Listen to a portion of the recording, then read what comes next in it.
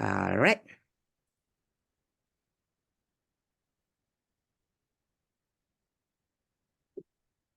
So we'll begin. Okay, Rachel, kindly lead us in prayer. Sure. Dear Heavenly Father, thank you for giving us another day. Please be as we about to start class, help us to understand and learn something new. In Jesus' name, amen. Amen. Amen. Thank you. All right, so I am yet to receive the homework of Manish, but anyway, I already given the feedback to those who already have submitted. Any question before we proceed? Yeah, can you hear me? Okay. was- Anyway, the lesson had been not that difficult. So yeah, so you can just submit later. Just a reminder, because I think there's a common error on the squaring a binomial. Always remember that when you square a binomial, do not just square the first term and square the second term, and that's it. There should be a middle term, all right?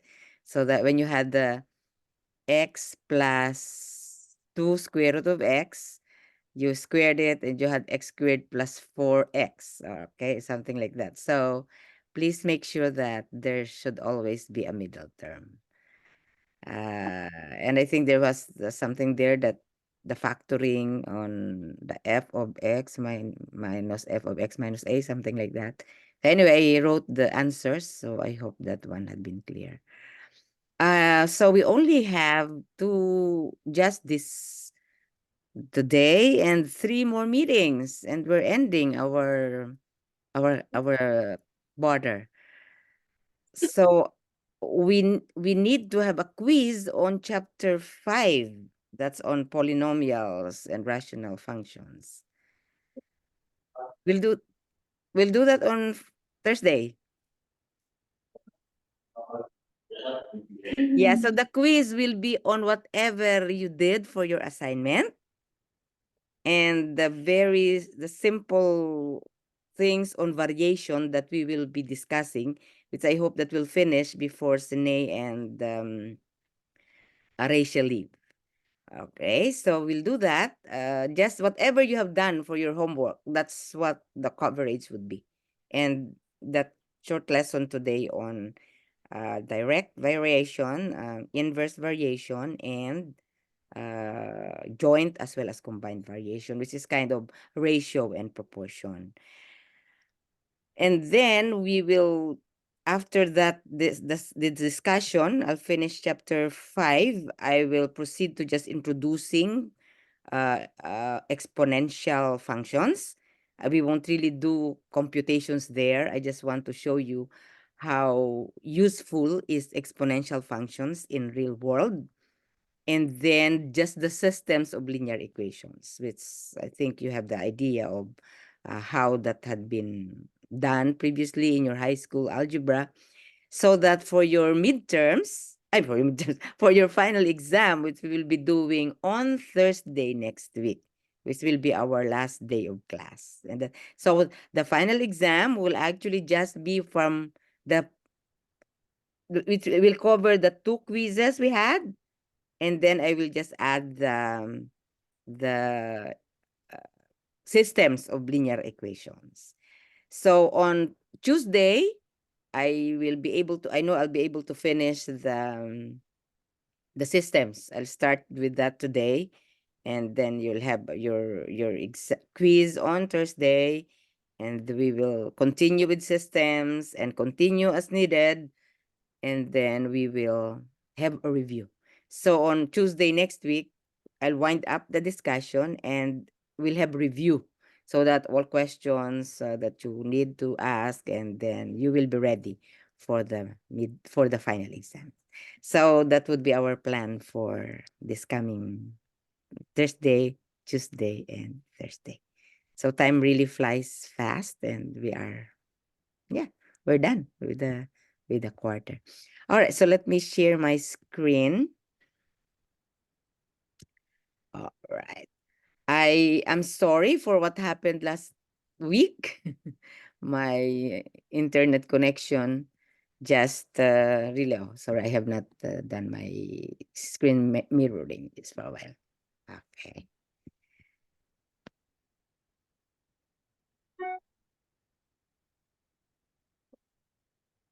Let's do that again. Mhm. Okay. Yeah, my internet connection got cut. And since it was already, it came back immediately, but it was, it was just a minute before we ended our class. So that was fine. Yes. So actually, last meeting, I think I posted this, use synthetic division to find the quotient, and I asked you to solve. All right. And I think you did it. So I hope that you're seeing something easy on synthetic division rather than long division. Especially, of course, this one is when the leading coefficient of your divisor is a 1. It is now x plus 2, x minus 2, x minus 5, and so on. Now, if it is something like 3x plus 2 and you still want to use synthetic division, that would still be okay as long as you you make your 3x as x and divide it by 3. But if you think that you don't like synthetic division when your leading coefficient of your divisor is not a 1, then the long division. Some of you are more comfortable with long division. But one thing with synthetic is you're not dealing with variables anymore. You're just dealing with the coefficients, all right?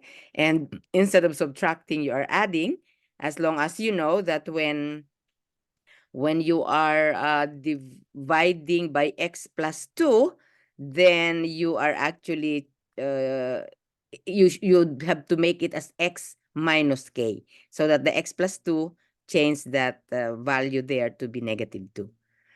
So I want to relate, already synthetic division. I want to relate this with what is that remainder, all right, in relation to a function. So in this problem, I gave this because we were saying that your variable should have a descending power. And if there's something missing, then you just have to add 0 coefficient. So that here it should be x to the 4th, x cubed, there must be x squared, and there must be an x before your constant. So you'll have to put the zeros, right? And then just the same, put the negative 2, bring down your first coefficient there, and then multiply, add, multiply, it will be there, and add, multiply 6 times negative 2, negative 12, add, negative 12 times negative 2 is positive 24, add, and you get 21. All right? And that 21, the last one there is your remainder. All right? And then when you write your answer, your first variable should have an exponent less than the highest exponent of your dividend. So we call this dividend. So it becomes 2 minus 3x squared plus 6x minus 12, and then write your remainder as that constant over your divisor. Okay, now just to see the relationship, I have the dividend here is your f of x, okay? Your function. So x to the 4th plus x cubed minus 3. And I've asked you to find f of negative 2, right? Just to remember what we had been doing. You have done this in the assignment too, f of negative 2.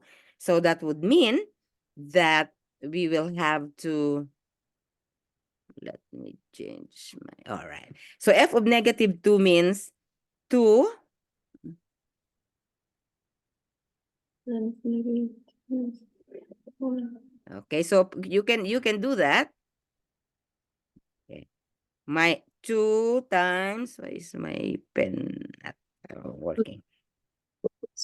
Okay, you can do that now so that I am dealing with my pen here. Okay, yes. All right. 2 times negative 2 to the fourth, right? Plus negative 2 cube minus 3. So negative 2 times negative 2 is positive 4 times negative 2 is negative 8 times negative 2 is positive 32. Okay? So that will now be 2 times 32 plus negative 2 cube is negative 8. All right. 2 to the fourth is not 32, it's 16. Sorry for that. 2 to the fourth is 16. I put it up to, let me erase. I was already thinking 2 to the negative 2 to the fourth. All right. My brain has, okay. So that's 2 times 16 minus 3. So that will now be 32 minus 8 minus 3. So 32 minus 8 minus 3 gives you 32 minus 11 is equal to 21. You got that? 21? Mhm. And you notice that the 21 is the remainder.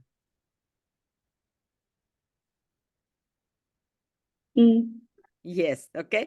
So when you do the synthetic division, the remainder is actually the value of your F of this one, that your divisor here in the synthetic division. And actually that is a theorem that mathematicians developed.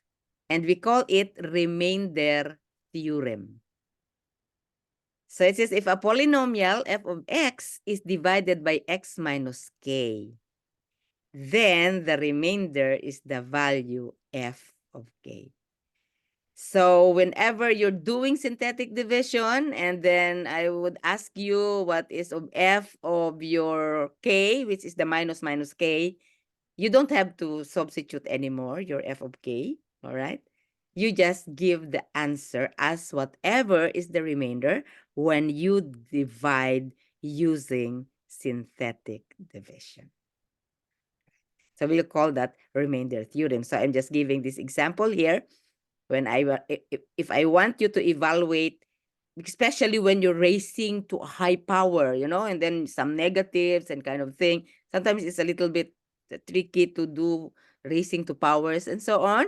So then you can just use synthetic division if that one is easier for you. So you now have, if at x is equal to 2, so make synthetic division, your x is equal to 2.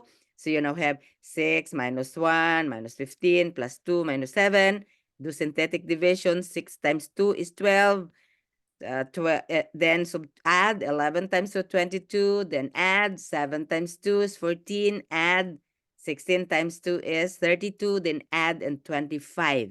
And therefore, your f of 2 is 25. Of course, you can still say 6 times 2 to the fourth minus 2 cubed minus 15 times 2 squared plus 2 times 2 minus 7, and then add. And for sure, you will get the value which is equal to 25. Right. So you have done a lot of f of so and so on so forth. Let's do practice our synthetic division. Please solve for the value of f of negative 4 by using synthetic division. Right. Will you please do that?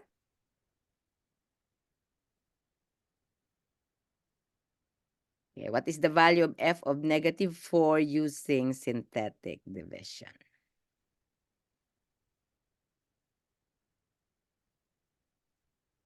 So you don't substitute. You can actually do that. Negative 4 to the fourth plus 3 times the negative 4 cube.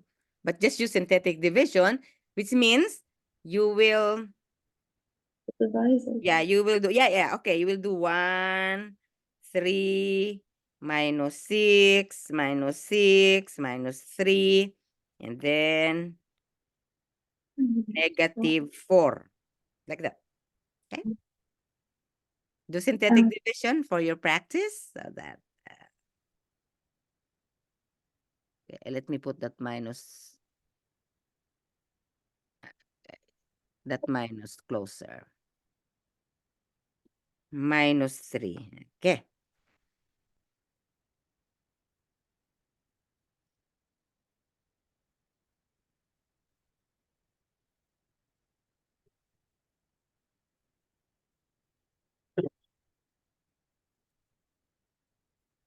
bring down, multiply, and so on.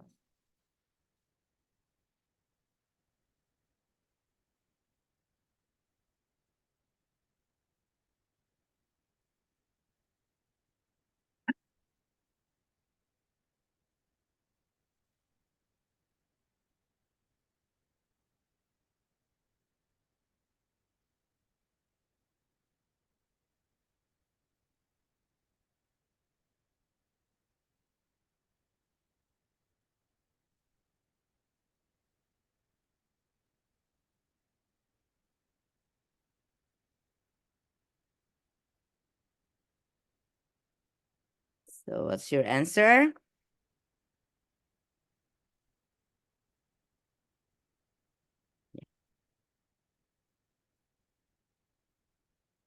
So the answer will be your remainder, the last value in that the right-hand column.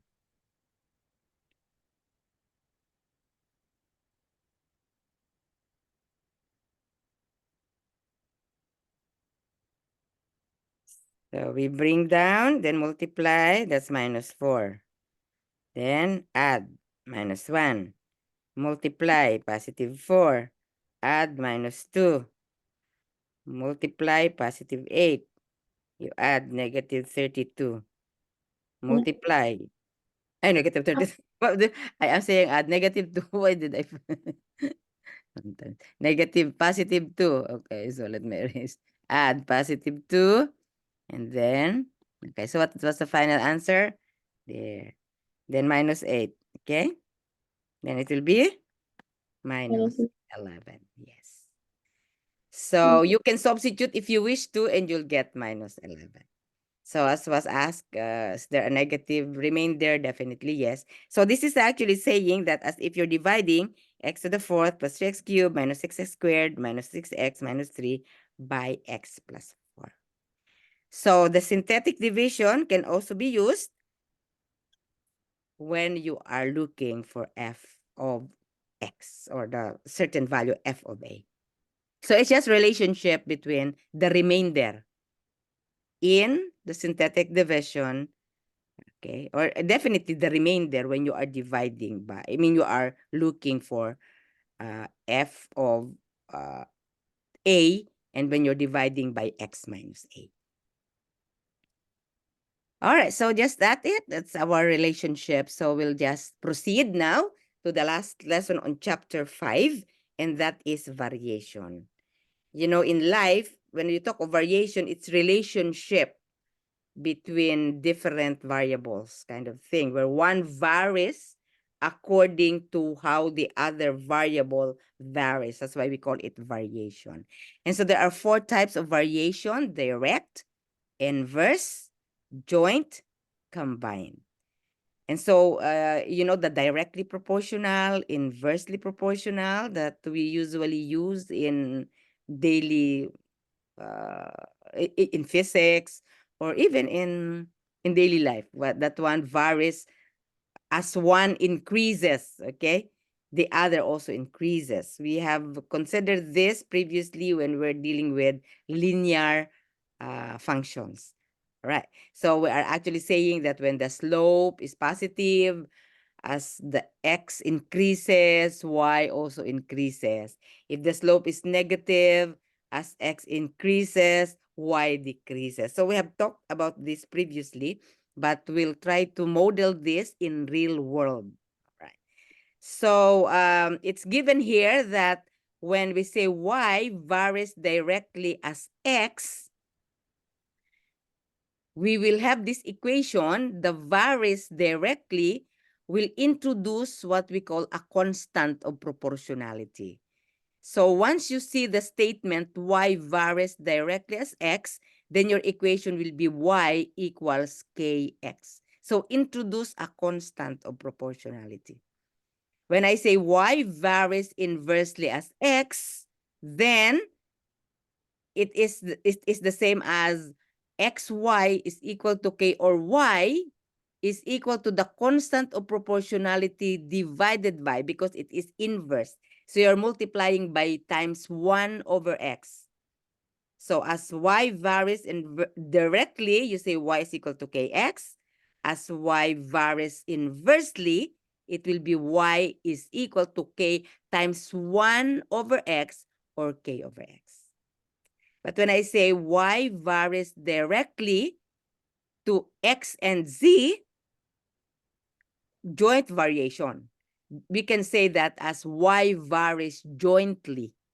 So whenever you hear the word see the word jointly, it is now two variables, the product of the two variables, and introduce the constant of proportionality.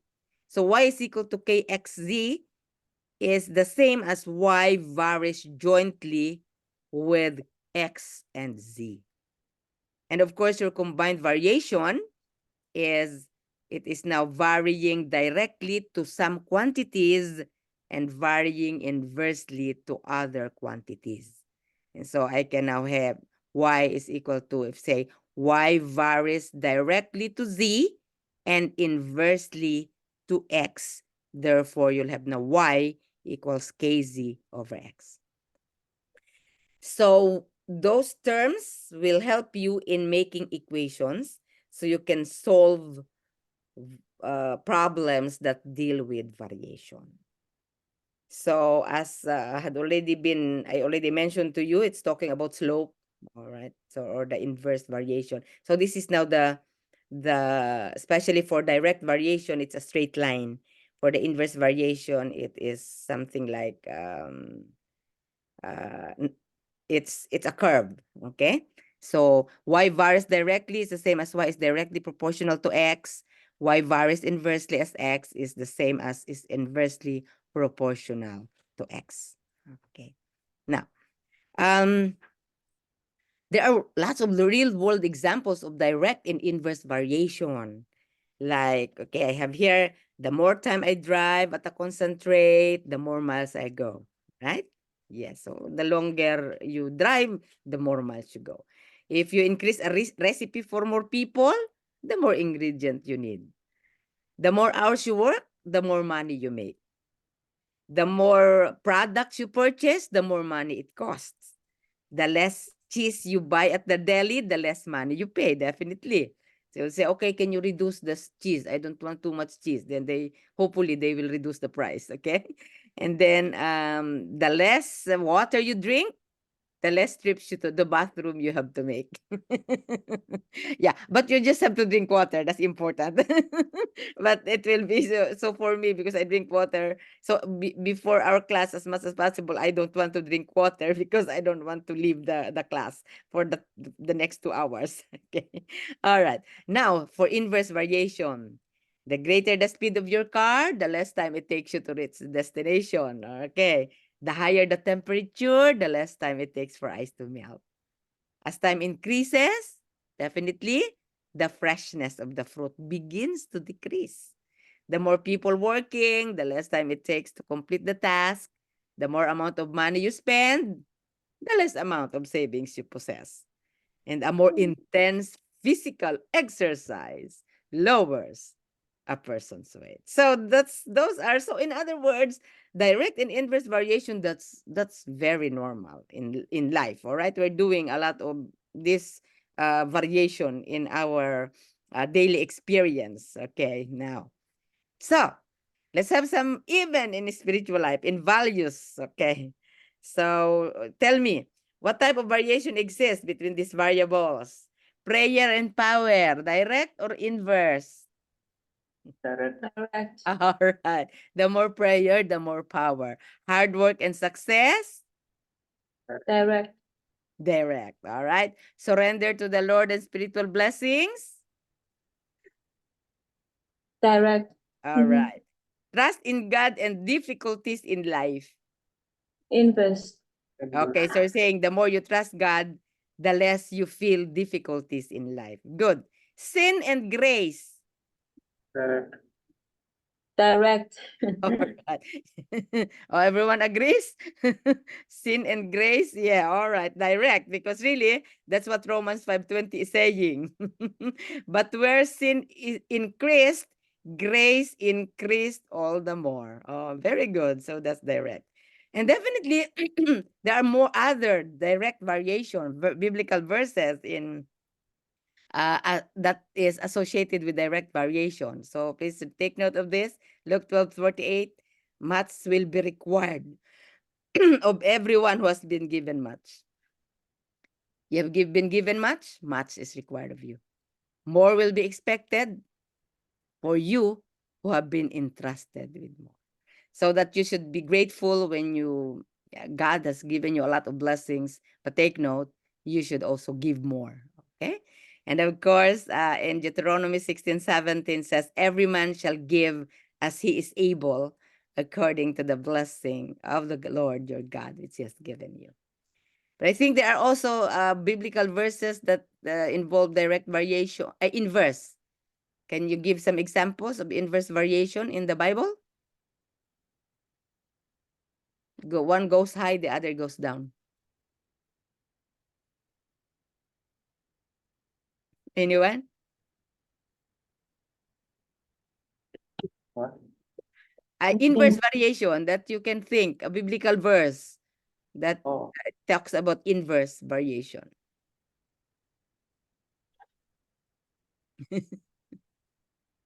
It's easy to think on direct. Oh, it's easy to think on direct. All right. So let me show one. Okay.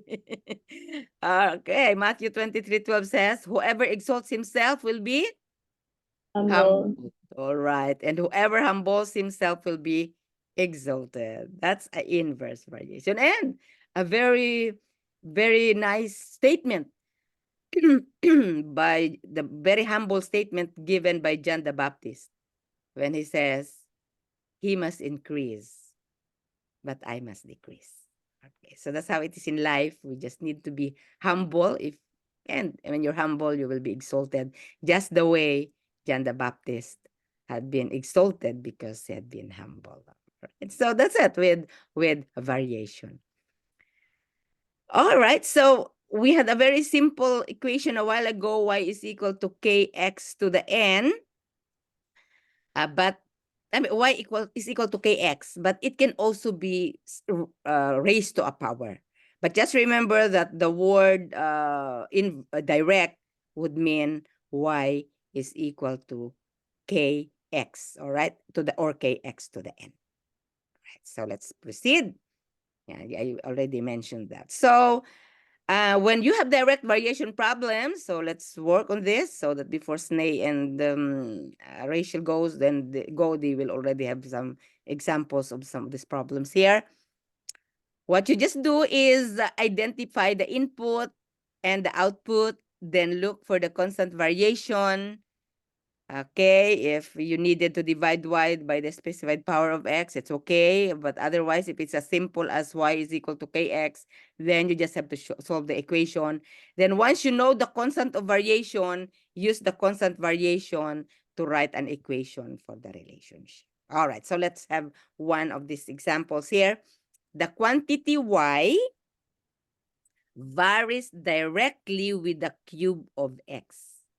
All right, so y is equal to k. So take note that the word varies directly introduce a constant of variation and with the cube of x. So that will be our equation. All right.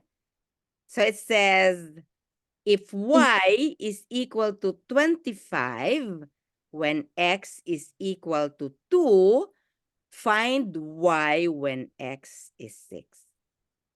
So it says that first, you use the premise, if y is equal to 25 when x is equal to 2 to solve for k. So it says y is 25 is equal to k 2 cube. May I ask a question? Yes? Since it didn't mention any constant, but you did put the k, are we supposed to always put the k? Yes. So Okay. whenever you're dealing with variation, you always introduce what we call a constant of proportionality. So that's your K, all right? Constant of proportionality. Always put a K. The when you say varies directly, varies inversely, varies jointly, always introduce a K.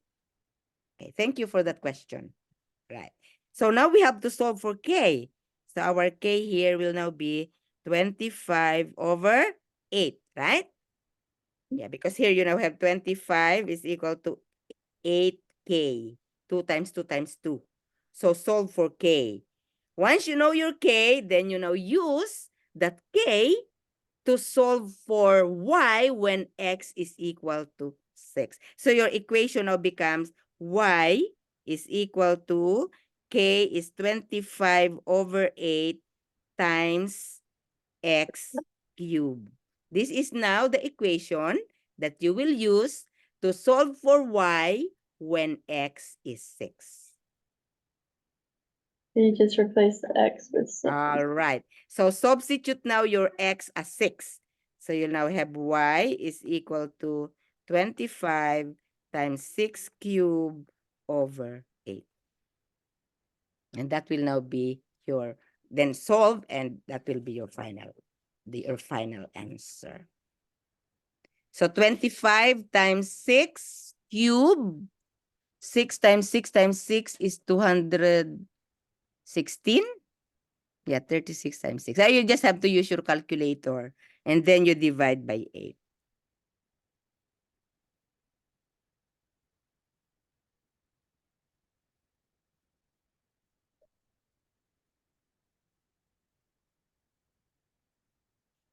What's your answer? Equal. 36 times 6. Okay, Is that- 25 times 6 times 6. Use calculator.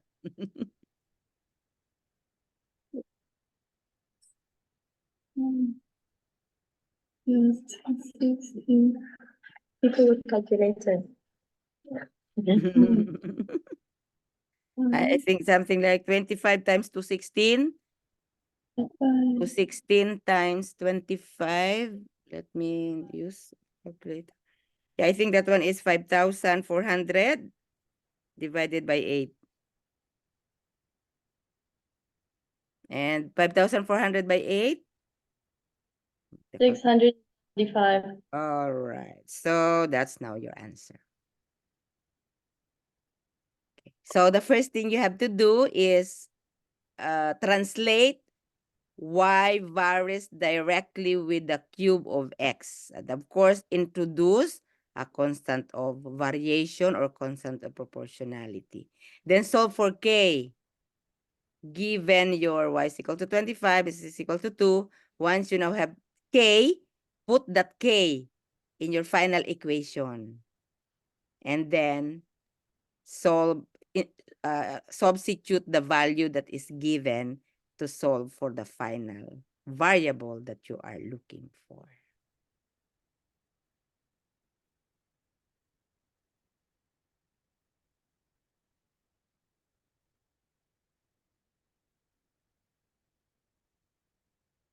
What did you say we should do? All right. So is that okay? That's 675. Mm-hmm. Okay, let's have a simple here. The quantity y varies directly with the square of x. If y is 24 when x is equal to 3, find y when x is 4.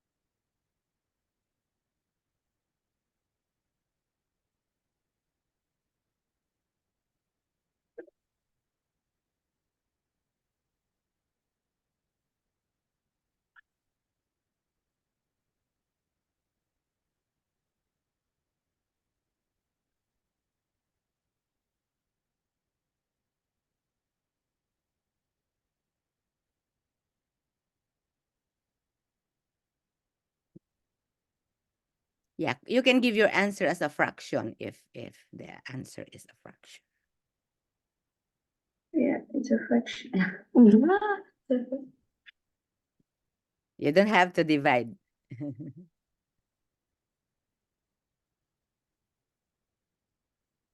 My phone doesn't give fraction.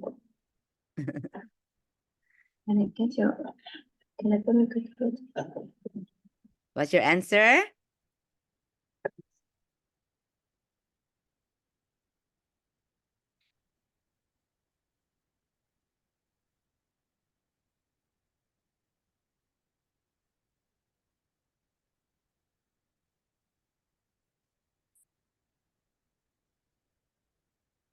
One 28 by 3. All right. Okay, so you had ky is equal to kx squared.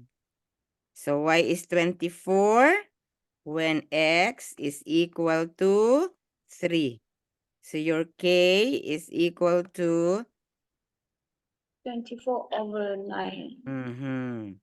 K is equal to 24/9. And then, you now have y is equal to 24/9 x squared. This will now be your final equation. So y is equal to 24/9 times your x squared, which is 4 squared. And you say y is equal to 100. All right, so it's you will have to reduce to lowest terms. By the way, 24/9 can already be reduced, right? If you want to reduce, common is 3. So you can divide both by 3. 24 by 3 is 8. 9 by 3 is 3. That's actually something like 8/3. So you can make that also 8/3. So anyway, so it is now 128 all over 3. So if you multiply this by just 8 times 16 divided by 3 is 128/3. So it's always nice, especially when it's fractions, we can just immediately reduce to lowest terms so that you don't get two big numbers later on, and then that's the only time you will reduce to lowest terms. So here, actually, you can just have 8/3 times 16, which is 128/3. Okay, so I think that's not it's difficult. Yeah, y varies directly and so on and so forth. Is that fine?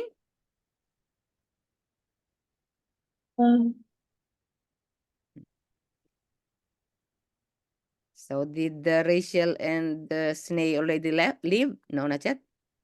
Just left. Oh, they just left.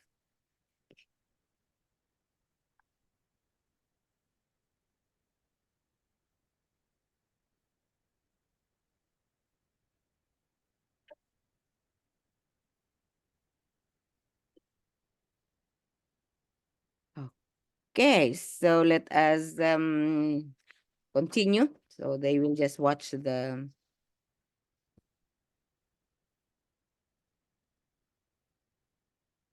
okay. All right, sorry about that. Let me delete the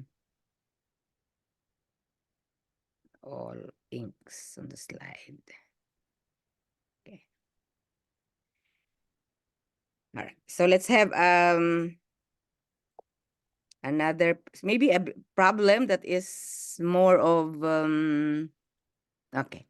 If a car can go 30 miles with 1 gallon of gas, how far can it go with 6 gallons of gas?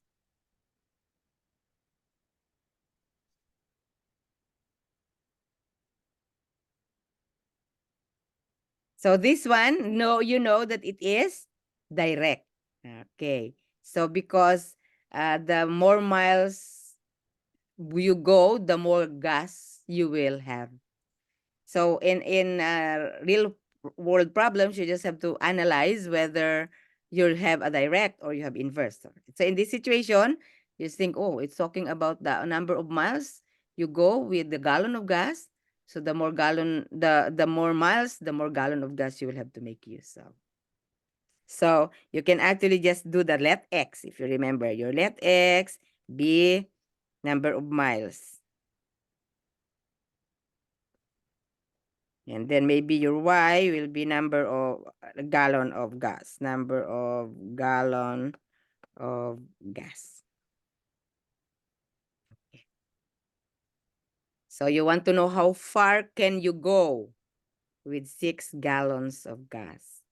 So you can have actually just X is equal to, so it's not always Y. So you can just interchange your variables, all right? So you say X is equal to KY. Because you say the number of miles varies directly as the amount of gas consumed. So it tells you that, yeah, if X is 30 miles, what 1 gallon of gas, that's very easy. So that your K is equal to 30. Right. So that's easy as that. And then you now have X is equal to 30Y. Therefore, X is equal to 30 times 6 will give you 180 miles. So it's just like ratio and proportion.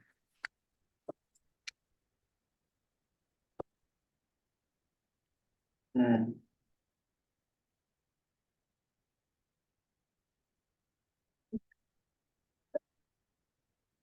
Right, maybe just one more and then we'll proceed to, okay, how about this one? The number of potatoes harvested varies directly with the area of the garden. If 200 potatoes are harvested from 10 square foot garden, how many potatoes would be harvested from a 45 square foot garden?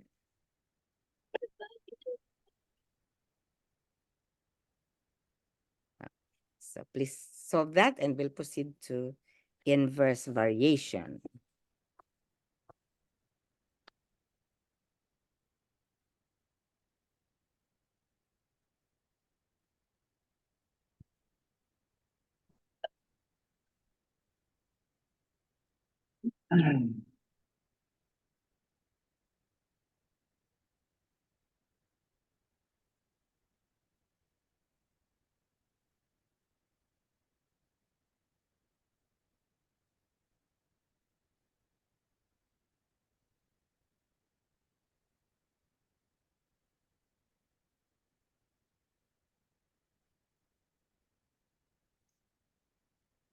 So you don't need to square the area anymore because the values given are already in square feet. Okay, so you just say with the area.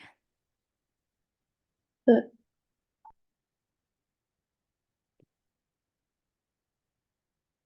So maybe you can just say P is equal to KA.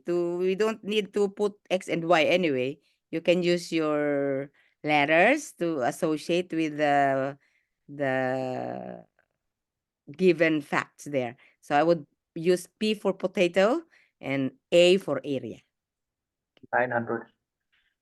All right. So your answer is 900. Very good. Okay.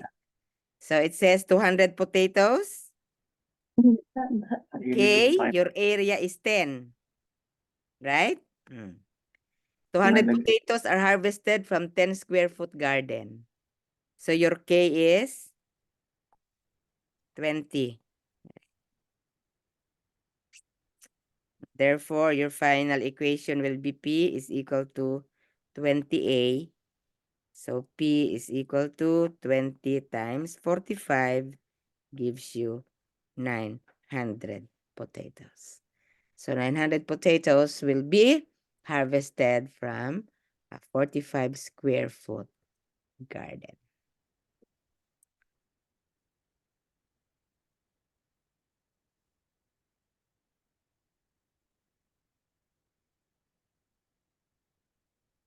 Okay, all right.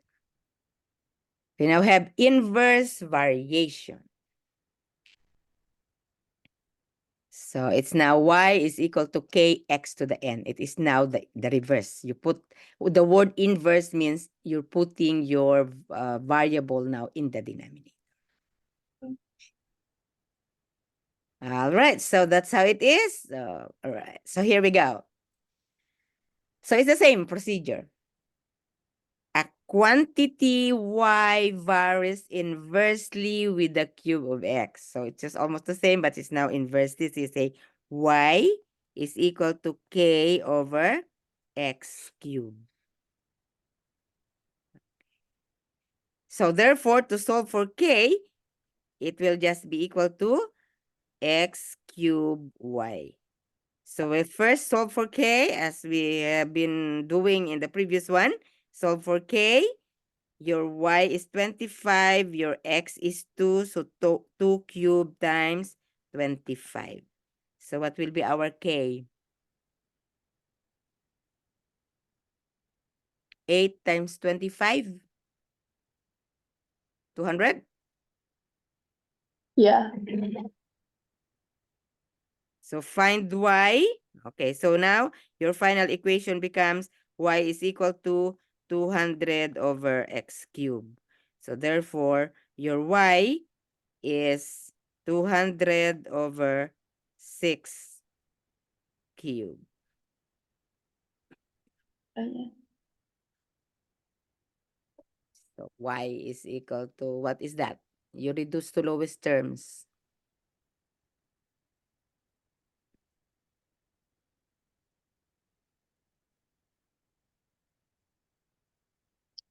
Um, 0.90 something.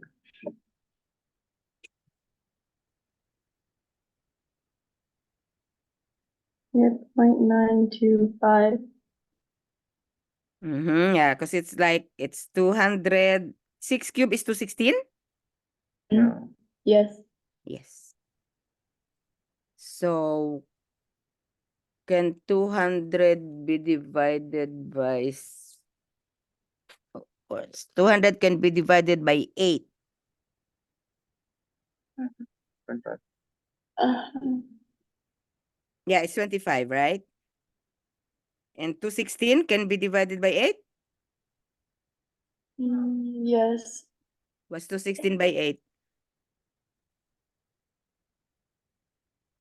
27. Okay. So it's 25 over 27? Mm-hmm. Okay, I think so. Yes, 25 over 27. So reducing to lowest terms. All right, so it's just the same, just changing the procedure, the instead of a product, it becomes a divisor. Okay, so just the same here. The quantity y varies inversely with the square of x. If y is equal to 8, when x is equal to 3, find y when x is equal to 4. Will you please solve this for me?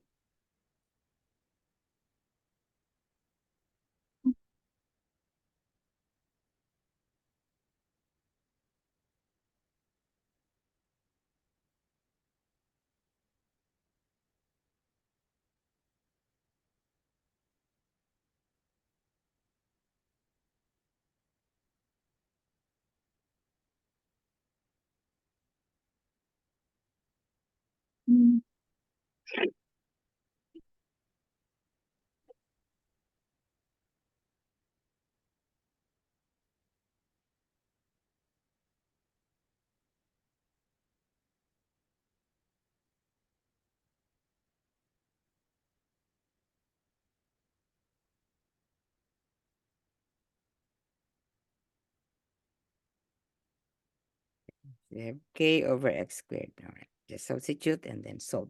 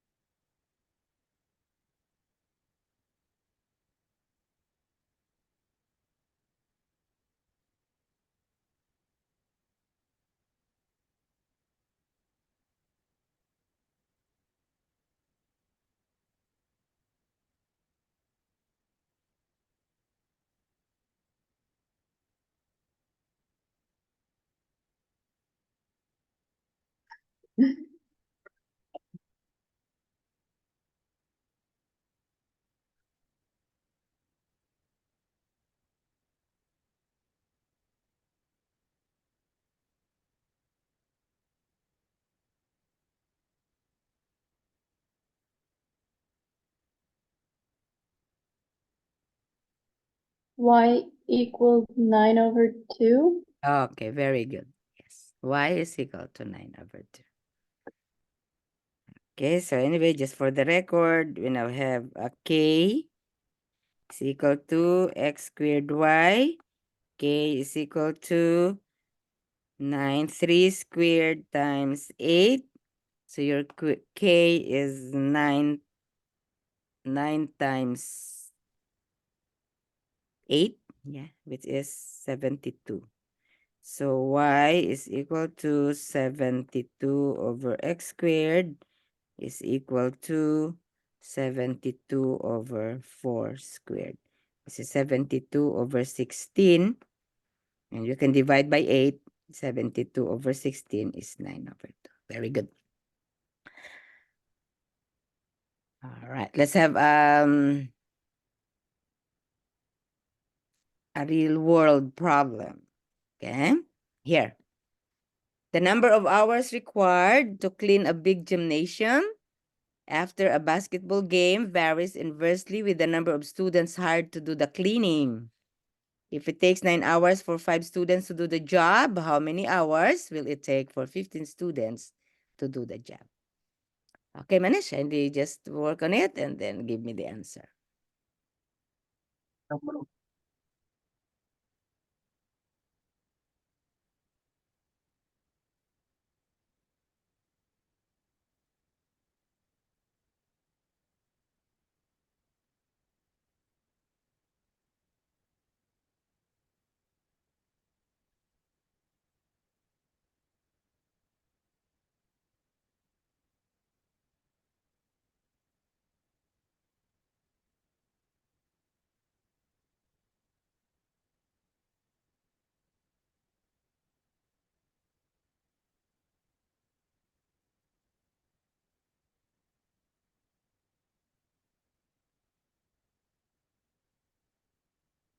So you may not use the X and Y anymore. Just say hours varies inversely as the number of students.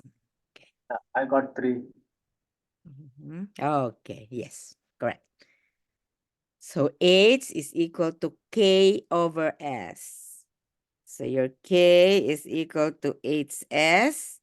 So K is equal to 9 hours times 5 is equal to 45. So H is equal to 45 over S.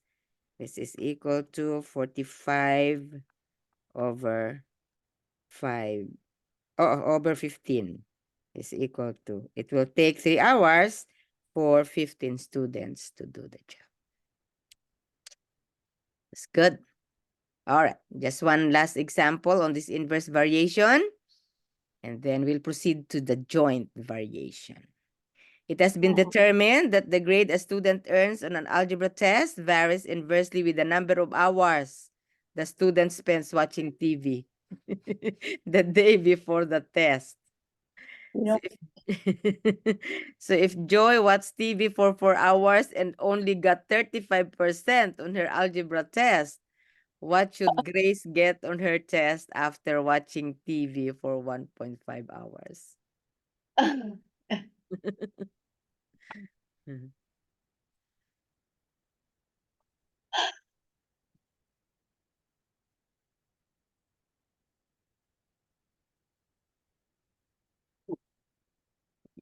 You can use the word G for your grade and H for your hours, so that you don't anymore think of which one is X, which one is Y. So you just use your letters, the first letter of the variable you are using, you looking for. 5% do we put 35 or 0.35? You can just use 35. Anyway, you wanted the percent. So it's because you can put point and then you will again change to percentage. So it's okay. So just use 35. Okay. 93. Okay. Yeah. So yeah, it's still okay to watch TV as long as it's not very much. Yeah, after fasting. Okay. So you say G, the grade is equal to K varies inversely over the number of hours. So your K is equal to GH. The grade is 35 for 4 hours. So your K is 140. So that will now be 140 over H. So it will be 140 over 1.5. Therefore, you'll get 93.33%, or you can just make that as 93%. Okay. All right, so that's inverse. So direct, inverse. So if you have no question on that, we'll proceed for the joint and combined variation. So when you have x varies directly with both y and z, just say x is equal to kyz. If varies directly and with y and inversely with z, then x is equal to ky, where you're varying directly, over z, where you're varying inversely. So it's this combination. Combined variation is a combination of direct and inverse. Joint is just the product of two variables, which is also like a direct variation.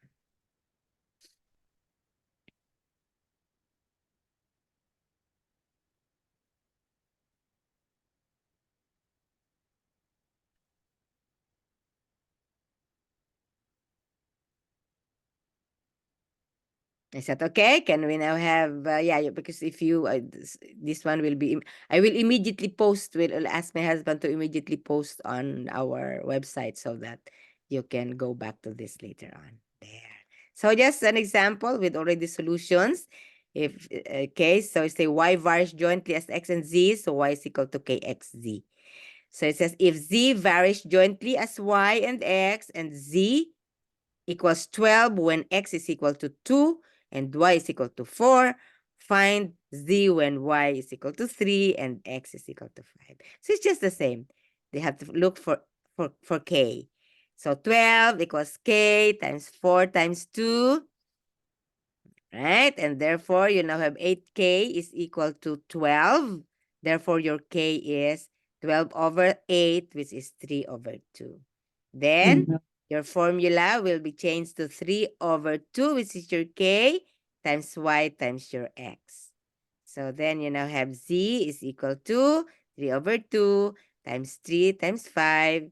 That's 45 over 2, or you can make that as 22.5. So it's the procedure is really just the same. It's just a difference in your equation, right? So that's varies jointly. All right, there. If V varies jointly with the length, the width, and the height. So actually, you can have more than two variables. That's a volume formula. Yes, the volume. When we But you'll have to introduce the K. So that we'll see whether that equation of the volume is, what is the K is supposed to be with the formula to find the volume. 1. Okay. Yeah, you are right. So it's actually 1. Yes. So you say V is equal to K length times width times height.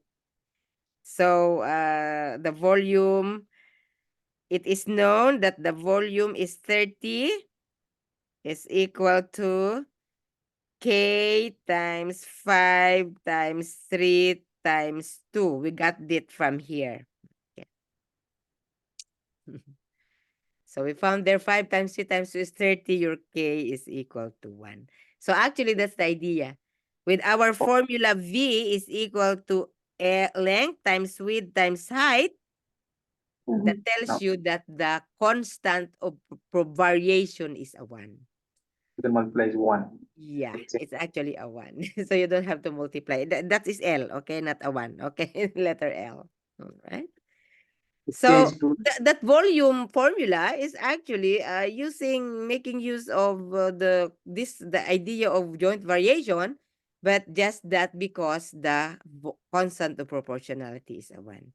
So therefore, it is now V is equal to 7 times 2 times 2.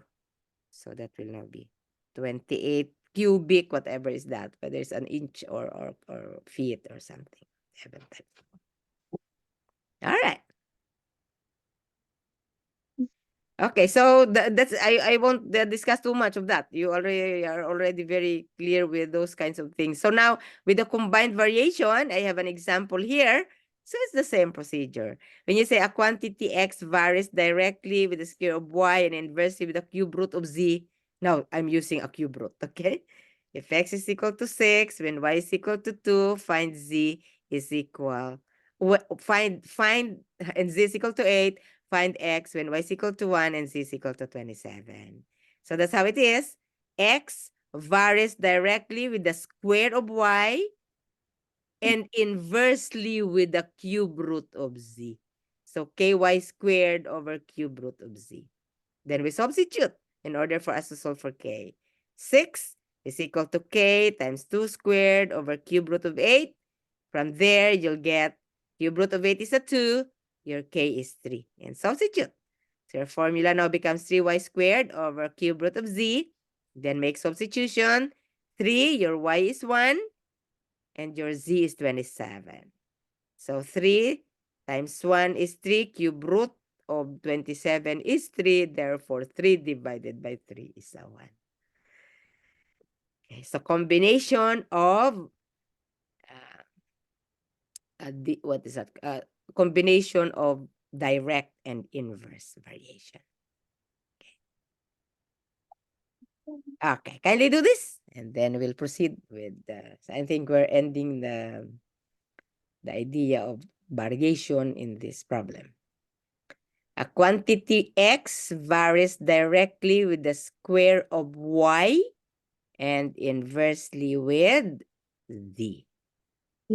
Okay, can you solve this for me? And solve now for x when y is 10 and z is 25.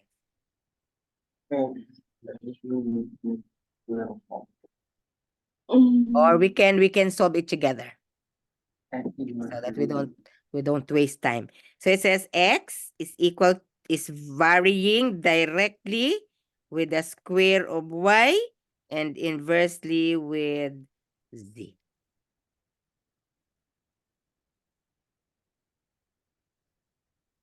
So your x is 40. You can just do that directly to solve for k. K, your y is 4. And your z is 2. What is k?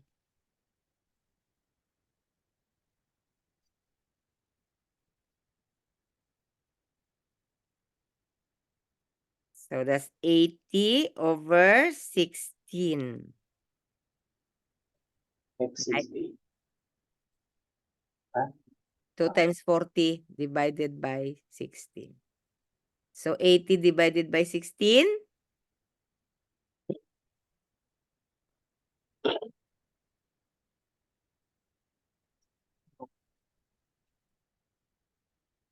How did she 5, get right?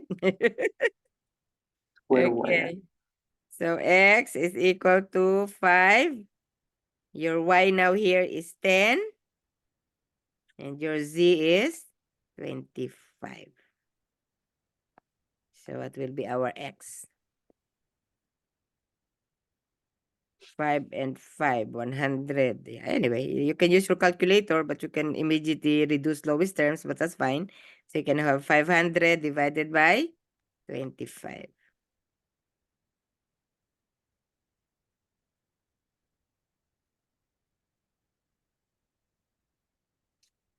Okay. So you get 20, yeah? Yeah. Yes, 500 divided by 25.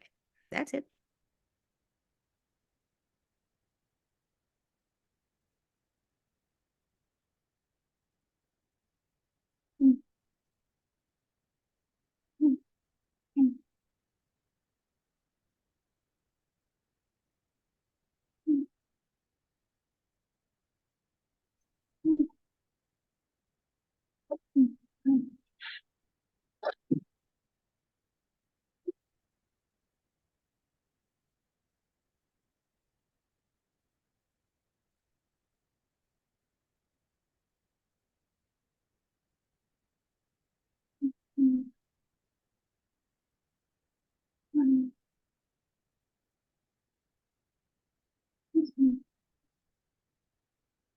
Okay, so that's it. So those are our variation problems.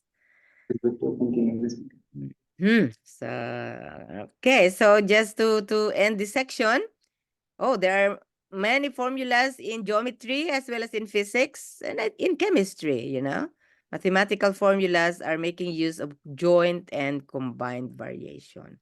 Like the triangle area formula where you have A is equal to 1/2 BH. And so there, your constant of proportionality is 2. 1/2, right? So it's A is equal to K. So that's it. For the Newton's second law of motion, when you took your physics, it says F is equal to ma. So there, the constant of proportionality is M. No, what? 1. All right. Because your m and a are both variables. So it's the mass times acceleration. For the cone volume formula, V is equal to 1/3 pi r squared h. What's the constant of proportionality? Pi. That formula. It's pi. Whatever is the constant, okay? And what's the constant? It's a pi. 1/3 pi. All right. So the constant of variation or constant of proportionality pi is a constant. And of course, 1/3 is a constant. So it's 1/3 pi. And in Newton's law of universal gravitation, which was discovered by Newton, according to legend, that when he was hit by an apple while when the apple fell from the tree while he was lying down under an apple tree, and he formulated Newton's law of universal gravitation. So the formula is F is equal to gmm. Your m is the mass of one variable, one object, and small m is the mass of the other object, divided by your r squared, which is the distance between the two objects. And so you have a constant of proportionality there called G. That is now your universal constant. Oh, wow, that one is in physics. So now your G is 6.67 times 10 to the negative 11 Newton meter squared, kilogram per kilogram squared. Anyway, so these are formulas, and they make use of the joint and combined variation. So as I already mentioned in our quiz on Thursday, it's whatever is in the homework. Yeah, I won't give too many because it's just an hour test so that we can proceed with our discussion and then finish whatever we plan to do. So I will proceed. And then, of course, one problem with the joint, another problem combined, another problem inverse, another problem direct variation. So I will just maybe to be simple, just if this and this varies, whatever, then we will just be doing that. Okay, so with that, let me just introduce to you exponential functions. As I mentioned, we will not do computations here. We have no more time to do that. But it's important to know that there is such a thing. As we have learned polynomial functions, we have learned radical functions, rational functions. And in polynomial, we have linear, quadratic, cubic, quartic. We have absolute value function, and all those other functions. So there's another function we call exponential. All right, and here it is we did some like quadratic function. F of x is equal to x squared. Cubic function. F of x is equal to x cubed or x to the fourth. Now, the difference between this in our polynomial functions, our exponent is a constant. And the base, which is your x, is the one that is a variable. Now, this is the reverse of the polynomial functions with the exponents. It is now the base is the constant, and it's the exponent that is the variable. So that's why we now have f of x is equal to a to the x. That's a to the x, all right? Where your a must be greater than 0, should that be equal to 1, and of course, your x would be any real number. So it is the base that is the constant, it is the exponent that is the variable.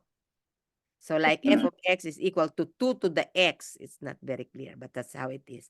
So the domain is negative infinity to positive infinity, but your range will not be negative. Okay, it is 0 to infinity. And it says the y-intercept is equal to 0 to 1. That would just be fine. So in our exponential functions, it's a very, very useful function, especially in situations where there is what we call exponential growth, where the data shows greater increases with passing time, creating the curve of one exponential function. And don't you know that the COVID, the pandemic, mathematicians had already formulated an exponential function, because we really found that that COVID casualty increased exponentially in just several, millions, especially the death, right? The deaths. That's exponential growth. Okay, so just look at some examples. Yes, there are exponential functions in the real world where you use this to model real life situations as population growth, radioactive decay, carbon dating, growth of an epidemic, even when the loan interest rates. Oh, and that's one thing, when you have mortgages, many times, people only pay the interest. Okay, they are not able to pay for the capital, and so it take them years and years, 35 years or so, in order to pay the loan, because the growth of the interest is exponential. We call it compound interest. Okay, so even the world population increase, that's exponential. So that billions and billions already, because people give birth and so on and so forth. As many people would be born, many people would get married, and then the birth would spread or increase exponentially. Even the bacteria, exponential growth. When the bacteria and mold start growing in the food that is not refrigerated, it reaches harmful levels very quickly. And that one is exponential growth. And as I was talking about interest. Interest in mortgage, they use compound interest. All right. So maybe in business math, they compute the compound interest and how much. So it is an exponential growth. All right. Okay, but even the spread of information also would be exponential. So, Bethany, kindly read this. Yes. Suppose two people, perhaps because of their shared misunderstanding of how pandemics develop, each shares some false information that the coronavirus pandemic is a politically motivated hoax with two unique acquaintances. Now suppose that these four people each share this false information with two unique acquaintances within 1 hour. And then those acquaintances each share this false information with two unique acquaintances within 1 hour, and so on. Through this process, how many people will hear the false information within 24 hours? All right. So two people. The two people, each of them would share. Okay, so for the first hour, two people would know. Then the next hour, okay, Four. those two people, oh yeah, it will be before. The next hour, how many will it be? 8. 8, and so on and so forth. All right. So, okay, so I just tried to do the computations, say 2, 4, 8, 16, 32, 64, 128. We keep multiplying by 2. So actually, our function here will be 2 to the x plus 1, all right? So you see, when it's 0 hour, it's 2. So that's 2 to the first. When it is the first hour, it is 2 to the second, which is 1 plus 1. And just imagine that within 24 hours, there will be 33,554,432 people who would have received the message. Now, that one is just people. Now, how much more nowadays when you know, post it on social media? Now, the exponential growth will be because, like, in social media, it's not only two people who would be reading it, and then another person would post that again on social media, and so it's millions and millions just maybe in a minute or 2 minutes. That's an example of exponential growth. And so even though we don't do computations here, but we're saying that exponential functions, and I was just thinking, I really wonder why spread of false information would go very, very fast. How would it be if we would use this exponential function in sharing the gospel to people around, you know? But one thing is, it's very nice to share gossip, all right? But we inhibit ourselves from sharing the love of God with people around us. So many times I would just say, wow, if only we would use exponential functions to allow the spread of the gospel to to have its exponential growth, then the work, the spreading of the gospel could have already been finished and we can go home. Yeah. We're tired of living in this world, but that's how it is. And so that's exponential functions. So yeah, just introducing that won't do anything. Of course, the reverse of exponential function is logarithmic, because I just don't want anymore to discuss. People in calculus, trigonometry, they deal with logarithmic functions, but that's what it is for our exponential functions. All right, so with that, okay, that now ends the chapter of exponential functions. I'll move on to the next chapter. If you are looking at the book, this is now chapter 7, systems of equations and inequalities, but I won't discuss inequalities anymore. We'll just deal with systems of equations. Yeah, and you know, in life, we live in a system, right? The world is a system. And so if, yeah, life is a system, okay? So if you look at examples of systems in daily life,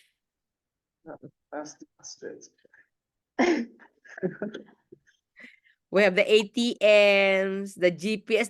These ones would not function alone. They function in a system. The alarm clock, the smartphones. Okay, you know, those things inside there, they're a system. My husband is an electronic technology person, and whenever he would repair some few things there, open a TV or open a computer, you know, dismantle that, and I would just watch and would say, wow, look at those components there that you would connect, and you know, and many times I would even tell him, you disconnect here and there, all of a sudden you put them together. How could you ever remember which one is connected to whichever is being connected or whatever? But the thing is, they connect with each other, and that's a system, you know. The heating devices, smartwatches, calculators, thermostats, cars. So actually we won't live in this world without all these systems that work together for our life to be more comfortable. The home security systems, even our video games, the digital cameras, washing machine, the trackers, devices, or medical, and all those things. And of course, we love to watch the games, our football, okay, NFL, our our NBA, okay. Yeah, these players would work in a system, because if they don't work in a system, they will surely uh, they will surely lose. And of course, the computer networks. Yes, all of these are working in a system. Okay, so now here we will just be studying systems of linear equations. So we're defining that as a collection of linear equations where the number of equations matches the number of variables. So that's what we will be doing here. But of course, when you go to, to more advanced discussions here, we can also have systems of linear equations where the number of variables would not match the number of equations. But in our situation here, we'll only be dealing with if there are two variables, we will also have two equations. We'll go back to this later on as an example when we solve problems, you know. Or if you have three variables, then we should have three equations. And then we solve. So there, we will be discussing three methods. First is graphing. Right. You have done graphing previously. Where we to do graph, we just would it's better to just use the point slope. No, not the point slope. It's the slope intercept form, slope intercept form. You change your equation to be just like this. Y is equal to 3x plus 1 always, where you have now your slope and your y intercept. Okay, so then solve for the intercepts and connect. Okay, so graphing. Then we will be learning how to do this using substitution. And then we'll be learning also the method of elimination. So those are the three things that we will be discussing from today until Thursday, the half hour, and on Tuesday. This will be our last class before the final exam. Okay. All right. So for the graphing method. So like I have an equation y is equal to minus x plus 7. And then y is equal to 2x plus 1. So if you remember how to do graphing, so, you know, say if x is 0, y is 7. All right. So that one is 7 here. Okay. And if y is 0, x is equal to positive 7. Okay, this one.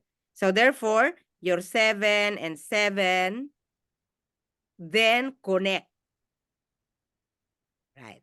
Then for y is equal to 2x plus 1. If x is 0, y is equal to 1. That's there. If y is 0, x is equal to negative 1/2. That's there. Then connect. So make sure that the connection is, you know, your graph is very accurate so that you'll be able to find the intersection. And the intersection is your solution. So this is one thing with graphing. If you're not very accurate at graphing, you may be having a problem of looking for the actual solution because, you know, that intersection might not be at that exact point.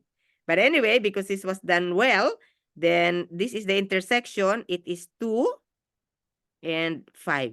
So the solution to the system of linear equation y is equal to minus x plus 7 and y is equal to 2x plus 1 is 2, 5. So I think I'm just introducing the graphing, but I really won't ask you to, you know, do the computations there.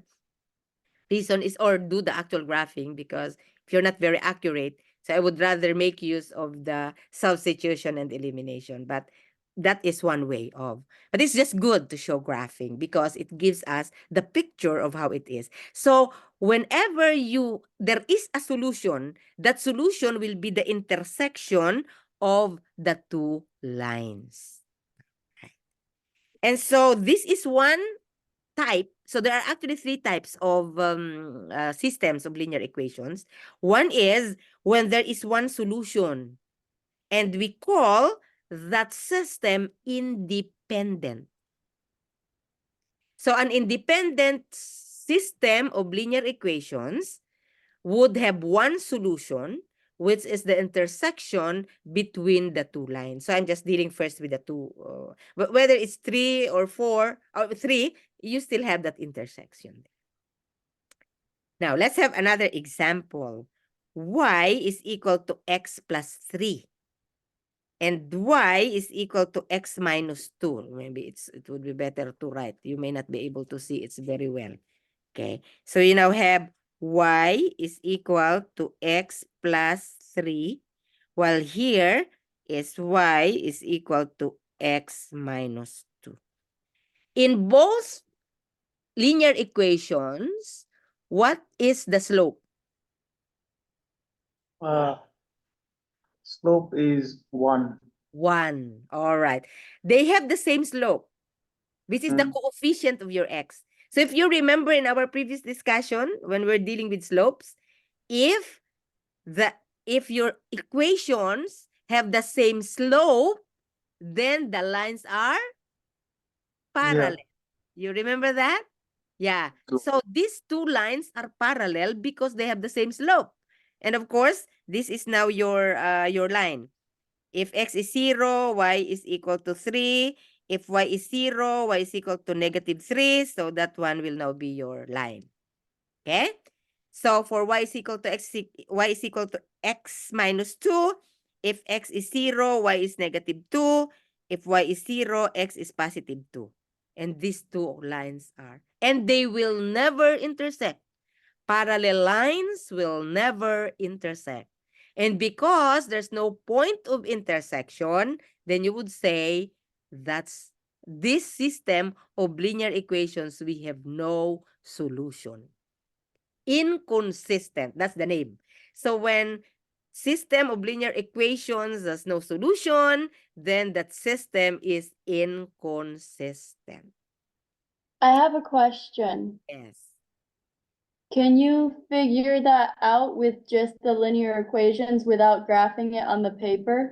Yeah, Like that there's- definitely. Especially when you already know the principle that if they have the same slope, they are parallel, and therefore there will be no solution. You're correct. Yes. How about for the one before it with the one solution? Can you find what the No, you really have to graph, or you have to solve using substitution or elimination. So it is only when there's no solution that you are able to see that by just looking at the slopes. okay. Yes. Because even if they are perpendicular, you know, where one slope is the negative reciprocal of the other, yeah, you still could not identify. You still have to look for the intersection. Reason is because it is only parallel lines that don't intersect.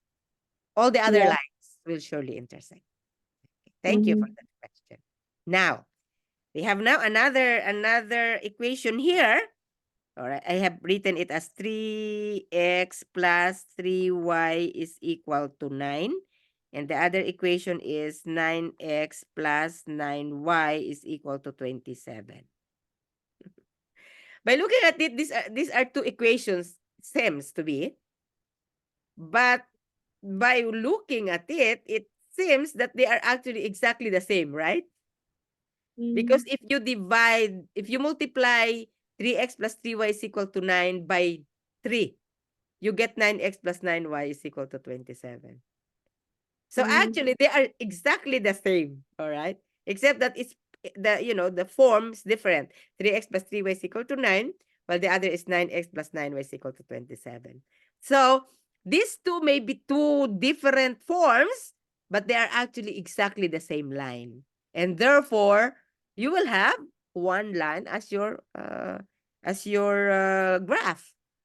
And when this happens, then we call these two lines, because they are the same, to be dependent.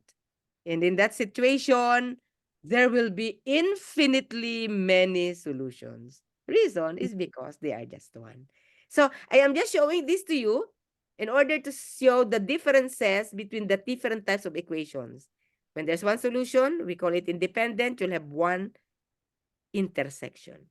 If it is parallel, that will now be having no solution because they will never intersect, and that one is inconsistent. And when you have the same equation, it's the same line, of course, with different forms, but they're exactly the same line, then we call this dependent, and everything along that line will be a solution. That's why it's called infinitely many solutions. So independent, inconsistent, dependent. And I am just looking at this. I would always think of something that will relate to life. Um, Many times she would say, I am 18 years old. I want to be independent from my parents. And there are parents too, especially of course in our Western culture, that yeah, you are 18, you're independent. And I have known of some students when I was in the Philippines. I was teaching, and we have some people from the West going there to study. And one of them told me that she's 22 and she's renting a room from at her parents' house. She's renting a room at her parents' house. And I was so shocked. And I said, "What is it? How could you rent a room at your parents' house?" Oh yeah, because I'm independent, and so I should. I mean, I'm earning some amount, and that would say yeah, manish. But maybe, and they would say, oh, that would never happen where we are in the Philippines. Because in our country, some children will continue to stay in their parents' homes until they, that kind of thing. But anyway, my question is, if you are talking about being independent from your parents, does that really mean that you are totally disconnected? No. Not at all. That's true. If you're totally disconnected, then you are inconsistent. You are parallel. But there's still that point of intersection. So I just love the name given to systems of linear equations that are independent, because I just felt like this is the real meaning of independent. There is still a point of intersection. So when you say that a country is independent, it doesn't mean that it has no more point of intersection with other countries. All right? That's why we have allies. So I said, wow, math has a good way of they did not even consider the inconsistent as the independent, totally different from each other. Okay? I mean, parallel lines. But to be independent means having still point of intersection. But of course, yeah, when they don't intersect, then that means they are inconsistent. And so, as I was saying, basketball players, when they don't, they call it play on their own. Some of them would not even follow the coach. Okay, yeah, for sure, they will be inconsistent and they will lose the game. Right there. But then we now talk about dependent. And dependent means they are one. So looking at this, I am thinking of some biblical concepts of dependence. Yeah. And one nice concept is what Jesus said. I and my Father are one. And that means that's just so everything, okay, they are of the same mind. It's one. Can you give me some other examples of systems that are dependent in life? In life. They are one. The first one that comes to my mind is how Jesus said that the husband shall leave his family and cleave to his wife, and they are one. Okay. So in other words, it is now the marriage. Yeah. Uh, That uh, they are one. Okay. So any other being one mind, one. Dependent or independent? Dependent. I'm talking of dependent. That's exactly one. It's one line. Like our relationship with God. Mm-hmm. Yeah, we can't do like we can't overcome sin by ourselves. We are dependent, but not in a unhealthy way. Yeah.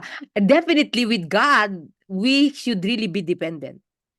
yeah, there's no way we can be independent from God, that you would only want one point of intersection. Yeah. We can be independent with one another, with there's still point of intersection. But with God, you're right. There's no point that with God we will be independent. We would always be dependent because God is saying, I am the vine, ye are the branches. Right? And so, as we have said, another one is on, therefore a man will leave his father and his mother and will join with his wife, and they will be one flesh. So that's one system. It's now the husband and wife relationship.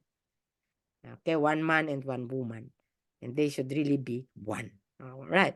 So and as husband and wife, okay, having been married for 42 years, yeah, sometimes, like even our thinking would almost always, almost the same. And sometimes you would even be like look alike. And when someone sees you and then they look at you without them knowing that you are husband and wife, they would just, so we were walking in Walmart the other time.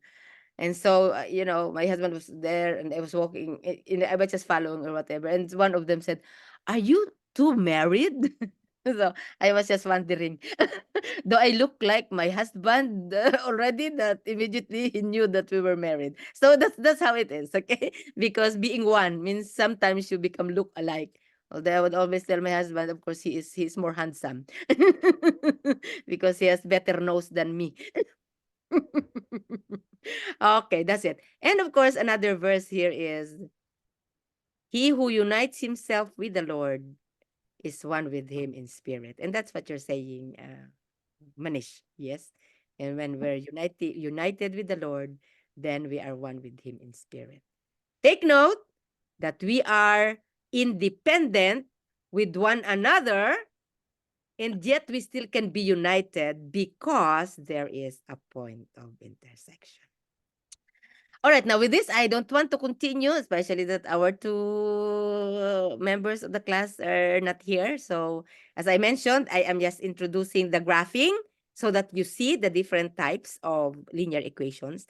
But we will concentrate more on substitution and elimination in solving systems of linear equations. And we will be doing that after our quiz on Thursday, and then our uh, last class on Tuesday next week before we begin our review for the final exam.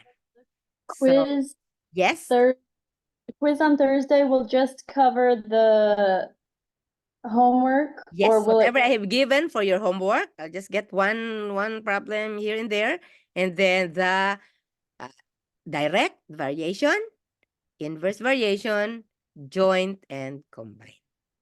Okay. So I'll give one problem each for this variation problems. Okay, so I think that will be all for today. Let me just stop sharing and my